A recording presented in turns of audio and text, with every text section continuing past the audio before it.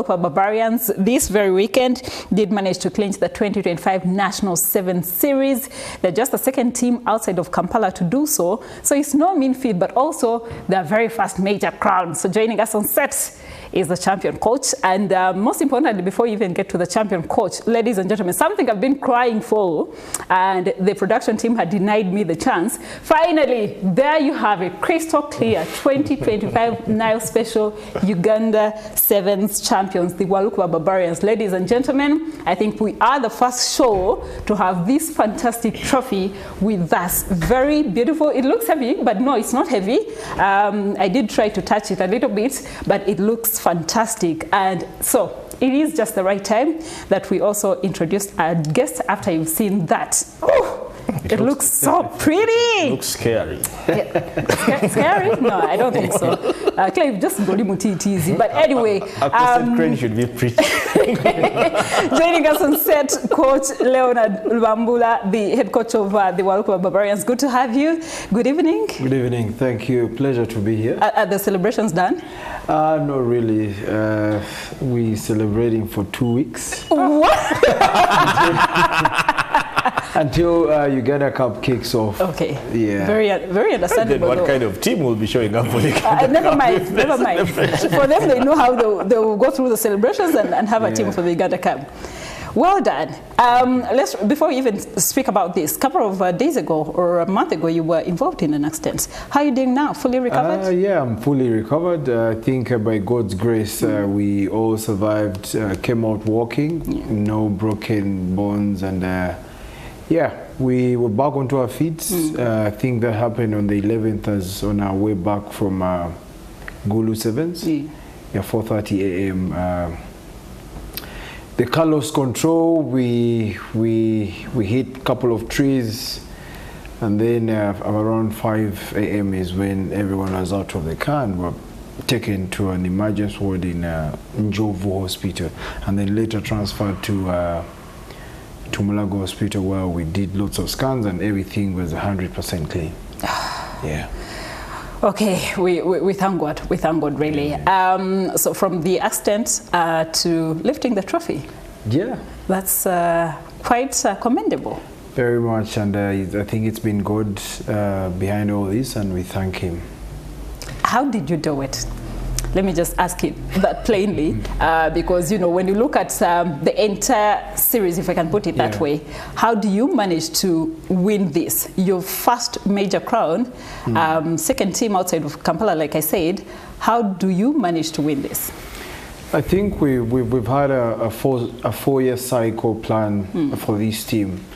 And one of the things that we've done is to set targets for every year. And definitely this year was nothing like less than winning the entire series. When you look at in 2021, we qualified for the status to be core members. The following year we were 10th, that was 2022. 2023 was 7th, and then last year we were 5th, tied with Hippos, 98 points. So this year, definitely looking at the progress of the team, there's no chance of us not winning it. And I know many people are looking at you here and thinking, because you know you wear so many hats, but I need to clarify that he's here in the capacity of head coach of the Walukuba Barbarians, because before people start slotting in questions from all walks of sports, from Chira and everywhere, from Chira and vintage shirts, please.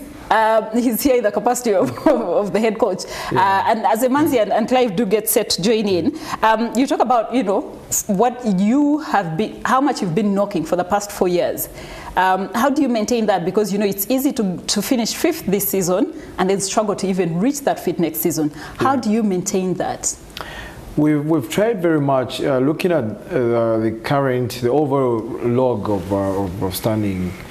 We're the only team that is not sponsored, but we've tried very much, the ex-com of the club and myself try very much to give a high performance environment whereby you've got a group of guys that you're working with, but also having the right human resource behind the success is very key. Like I said earlier, we've set goals When you look at the previous years, being 10th, 7th and 5th, we won some circuits. So we're knocking the door, but trying very much. Now, in those 4 years, you're trying to teach players how to compete. But also now you get, every year you're getting in, you're teaching players how to win and finish at the podium. So I think it was a right tick for us to finish high this year and be the overall champions of the national sevens. Okay, Yeah. okay. Justin, I think it's refreshing coming here and talking about a sevens champions that is not Cobs, is not Heathens, is not Pirates, or maybe the household names that you talk about in Ugandan rugby. And I think the signs have been there. The Barbarians, if you look at how they did in the league, which is a lot harder compared to sevens, you look at the 15s league and they did quite well. Walukuba are sending players to the national team, so that tells you that there's a lot of work being done in Walukuba. And like you mentioned, one of the few teams outside Kampala that managed to put their hands on this. You remember in 2022 the Ginger Hippos were able to win this title, and maybe that tells you that the potential is there. Maybe it's just a bit of more support from the corporates and government and whoever could be able to chip in and support, and maybe they could be at par with the rest of the competition. It's very hard when you have a club that is not based in Kampala. It plays out as a disadvantage. If you look at, say, how the league runs, you realize that you're on the road maybe every weekend because most of the opponents are in Kampala and you're the team that is coming from up country. So congratulations to Leo and the team. But overall, I don't know what kind of picture this paints for Ugandan rugby. That it is not about the giants that I mentioned earlier anymore. What picture does it paint? Is it that the upcountry teams are capable of actually challenging the status quo, or is it that the talent is there in these areas and is not supported as much as what we have in Kampala? What exactly is it about the Ginger region? Because we are talking about the Hippos and now the Walukuba Barbarians. Clearly, it shows that there is something that maybe has not been paid attention to. So, Leo, as someone that has been with the Barbarians from the start up to now, what is it that is there in this Ginger area? And maybe you can stretch it to the other upcountry teams. Guru have come in and did well in some circuits. So what is it about these upcountry teams, and what do they need to actually get to the level where we see the likes of Pirates, Cobs and the Heathens? I think, to be honest, Ginger's got a very rich rugby history. Having played for Nile Rugby Club, but also an associate captain way back, which is no longer there. The reason why you see Hippos and Walukuba's formation was because of the collapse of Nile Rugby Club. The history has grown into the different clubs. Now we have two other clubs within the same city, that is Kakira, and then also across the Nile we have Njeru, that is, who will be playing next weekend in the Core Status qualifiers. They are having won the Eastern Region Sevens.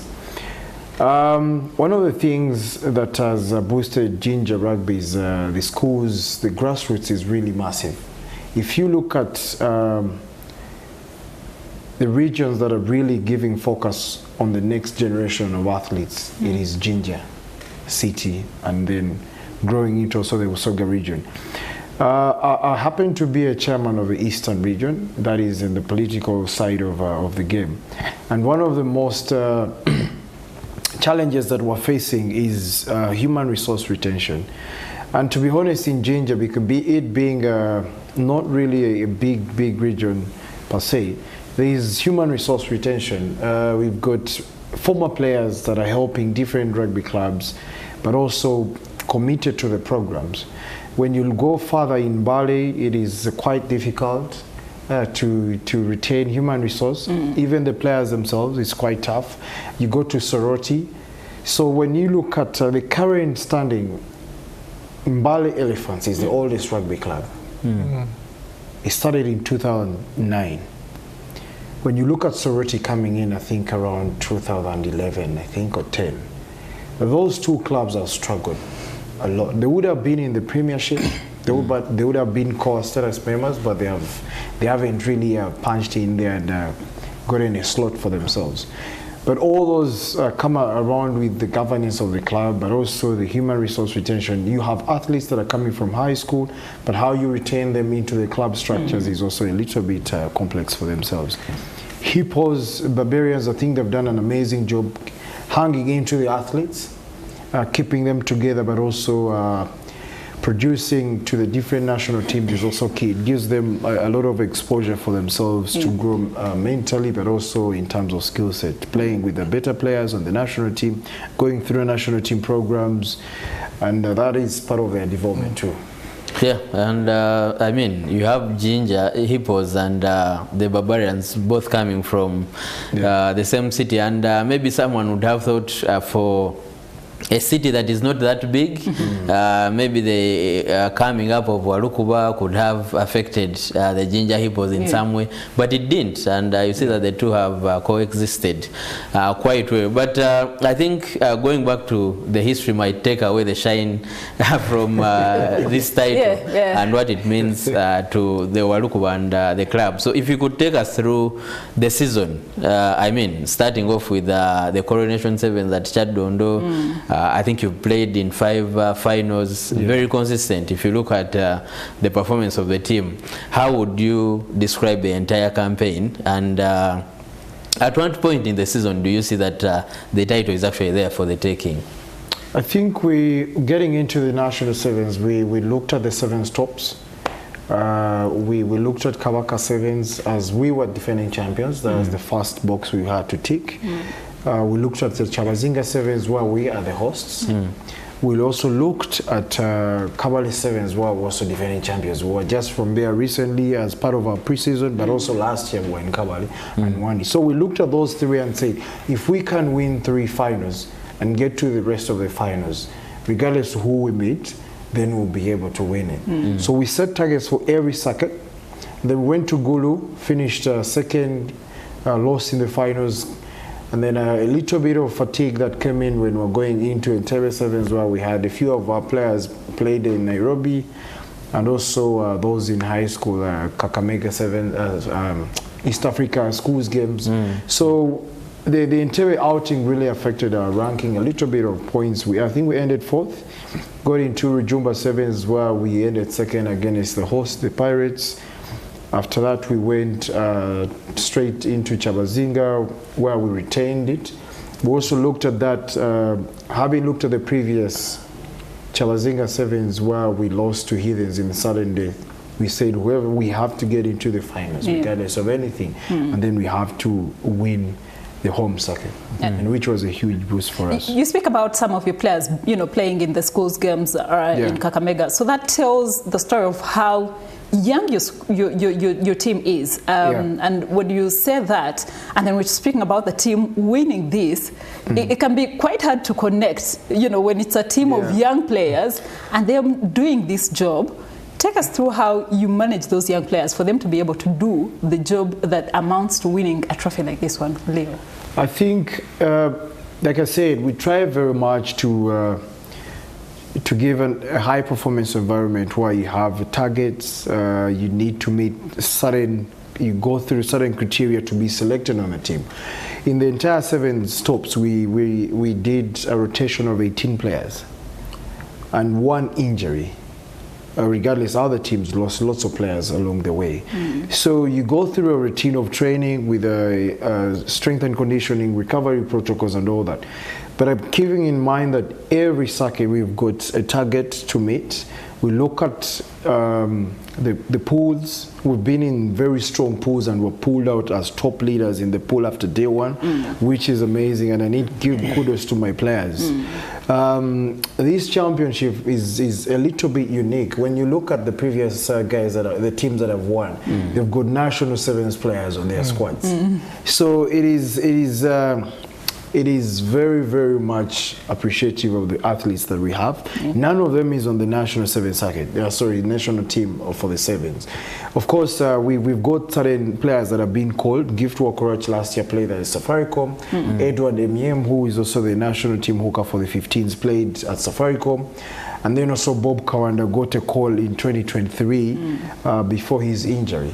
So those are the only key players that that really had a feel of what is on the national team, but they haven't really represented the nation at the sevens version of the game. Okay. Earlier on, you talked about a proper strength and conditioning program as one of the reasons that the team has been able to be successful. But you also hinted on the progress that the team has been making over the years. And when you look at that progress, you feel that it goes beyond having a proper strength and conditioning program. Just take us through the player retention of your team. How often do you lose players, or what mechanics do you use to make sure that you don't lose the players? So one of the things is we as a club, we've got a selection criteria. It's a booklet that we use to select players, but also still under that we've got a long-term player development. So year one, you get to understand the culture of the team and all that. You get to upskill you. Year two, you're getting to understand how to compete. So because we have every key stage has got a different age bracket towards it. On this current team, we have a player called Oluka Matthew. Oluka Matthew, I think, was one of the top players at Kakamega recently, but also national schools games here. He's in senior 3, 17 years old, bulldozing mature man. In 2023, he played 1 minute the entire circuits. He was 15 years old. 15 years old, his body weight and masculine gave him the opportunity to represent the club. So that is how we grew. I can give an example of Matthew. Even the rest of the other, there's Shafiq Manisu, S3, one of the most brilliant players on that team. Game changer for every game that has been really tough on our side. He's come on and changed the game. So these are athletes that I was giving 1 minute. 14 minutes, he's playing 1 minute. So one of the first games he played was Rujumba Sevens, where I think we beat Cobbs. And that team of Cobbs had the likes of Chimono. He saw these boys that he's been watching, and he froze. He got the ball and froze. And that was a turnover against Chimono. And then after that 1 minute he played, the rest was history. I can share the same stage with these guys, and then I don't need to fear them. They are grown-ups, they look up to them. They're more experienced or more exposed compared to me, but I can take them on. And that's history. When they came recently to play in the league, and the former consultant that I was working with on the national team saw him, and he asked for him to be on the national team, but it would be quick to take him onto the national team at 17 years. He's skipping a stage, but lucky enough that this year there's a school selected. He's part of that group that will be representing Uganda, I think in Abu Dhabi later this year. What's the average age of your squad, your current squad? The average age is about 23. Because the oldest player is about 28, that is Kawanda Bob, and then the rest are between 17, 24. Maybe Leo, everything you're saying, Leo, continues to make this thing right here even more hard to believe that that team managed to win it, because what do you mean we're speaking about 17 to 23 years? I think for me, one of the other key things I normally tell them is if you're competent enough, you have the confidence. So nothing can stop you from winning. So all we do as a club is make sure these athletes are competent enough to compete and finish at the podium. The podium finish was one of our team weaknesses from the previous years. You hit one circuit, you get 2023, we won a circuit. That was at the Milike in Tororo. After going through tough, all the big teams, and then we won it.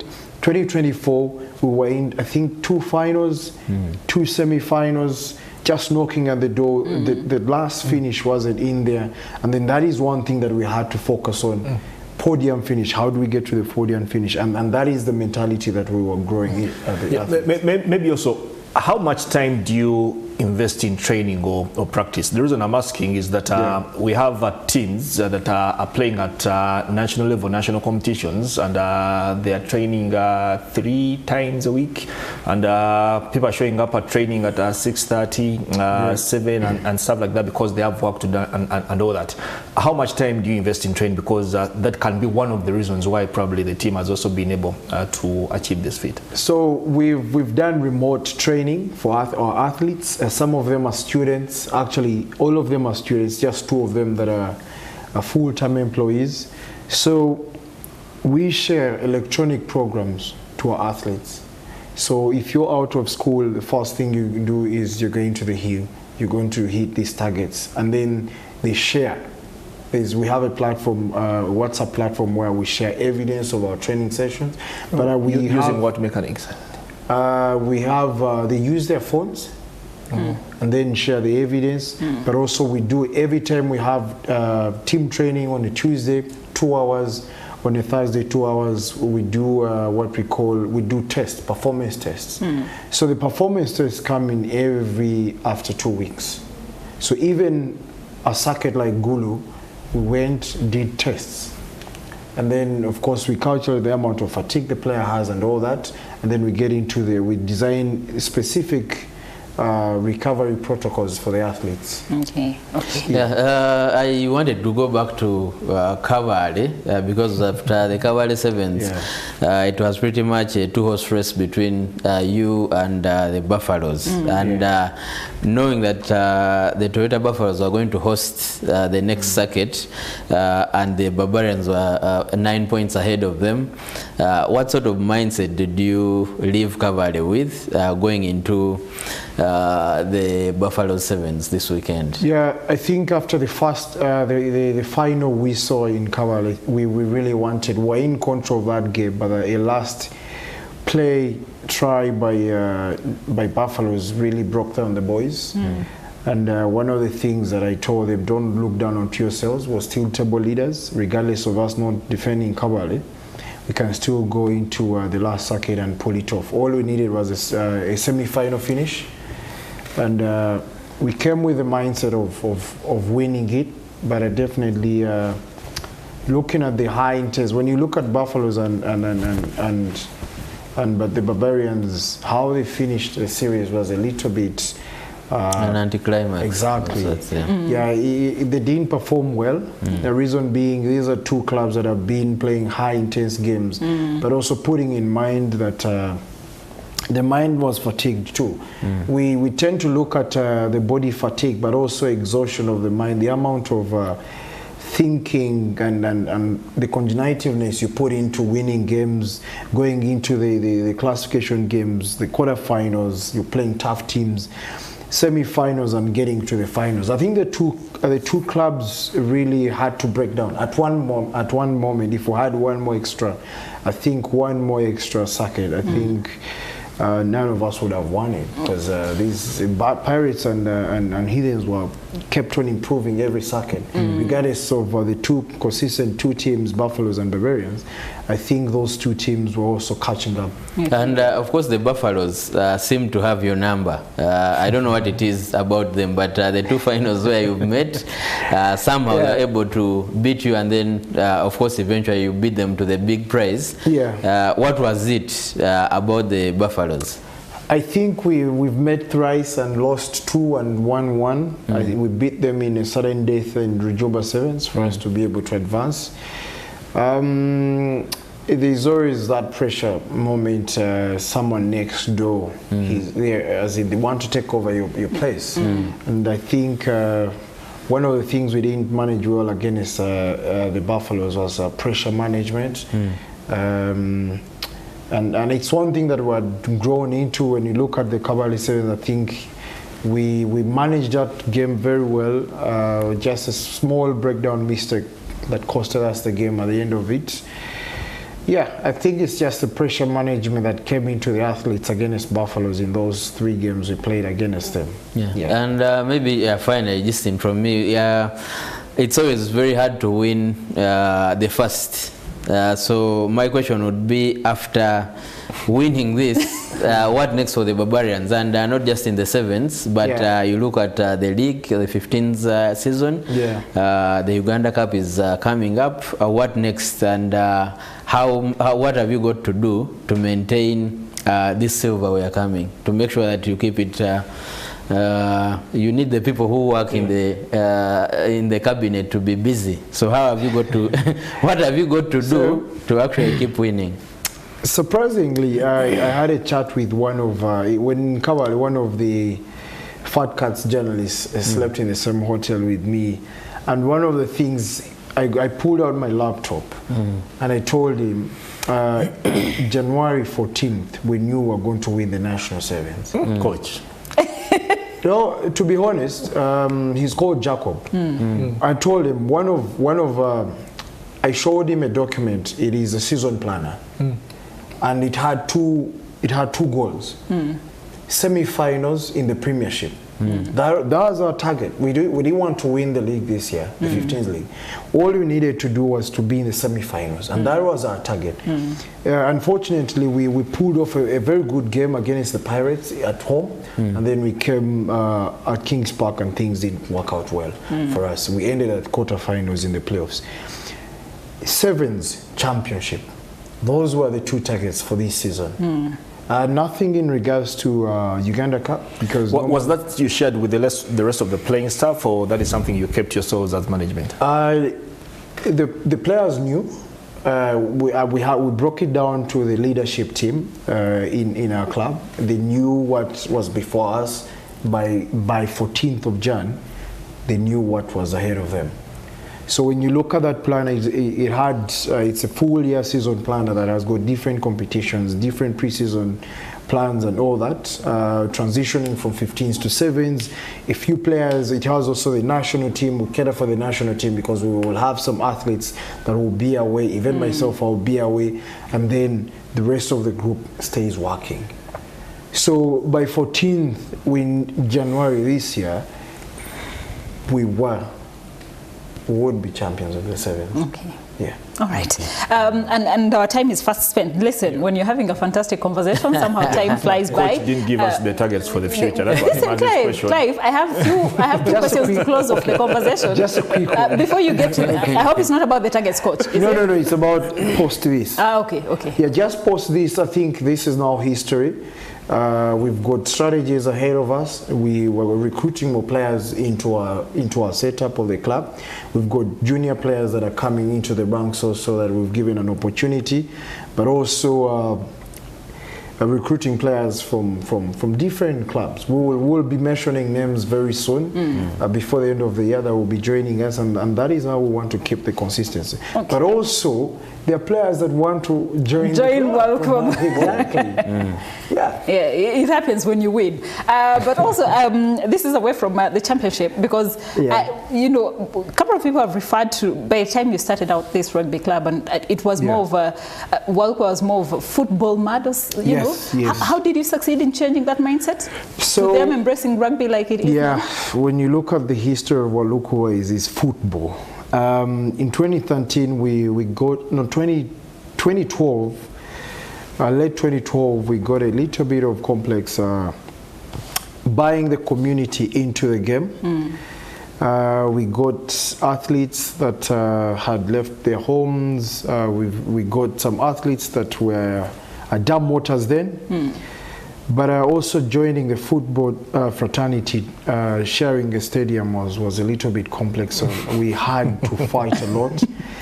But beauty is we went through the municipal council then. We got confirmation from the town clerk, the mayor themselves, and the divisional government. The local government really supported us, and that is how we managed to be able to break through and use the stadium. The rest was history. Yeah. We went into grassroots, which was a very amazing that when you go into grassroots sport, you pull a lot of parents to your side. You get a lot of confidence from the parents. And some of these parents had football background. Right now, in our age grade, we have 3 brothers that their dad was one of those people that were fighting us. But the 3 boys are playing rugby with much passion. But even himself, he came and sat down with us, like, guys, you're doing an amazing job, and we're proud of you guys. But this is a guy, 13 years ago, he wasn't accepting us to use the stadium. So it is how we strategically got into the community and got the confidence of the community. Coach Leo, how do you manage to do 1,000 jobs though? we need some advice here. We want to try and dribble things, but it's tough. It's about just schedule your life, and that is it. Someone asked me, do you ever get time for yourself? I say, yeah, I do get time for myself. You do? Definitely, yes. Some of us have 2 and we're struggling. Goodness me. What's the figure that was on that check? I've been dying to ask before. 7.5 for the and then our ladies team was 3rd bronze medalist overall. I think their check was 3.5. 7.5 for all your troubles throughout the 7th season. Oh, definitely. When you look at our performance, I think Chabazinga, there was a cash prize there that cut the costs, but also Kabaka Sevens also cut some of our costs. So we managed to pull off some money during the Sevens. Coach Leo, thank you very much for coming by and making the time and allowing us to give you a 1,001th job on top of the many, and for bringing this very beautiful thing right here. Super is very excited that NTV Sport Nights was the first to host this amazing trophy. I don't know, but I can authoritatively say the champions. Please, we are going to host many more. Yeah. So, and you're going to win many more. I can sense that already. Anyway, sorry for a break now. When we do return, the discussion continues. Keep it here.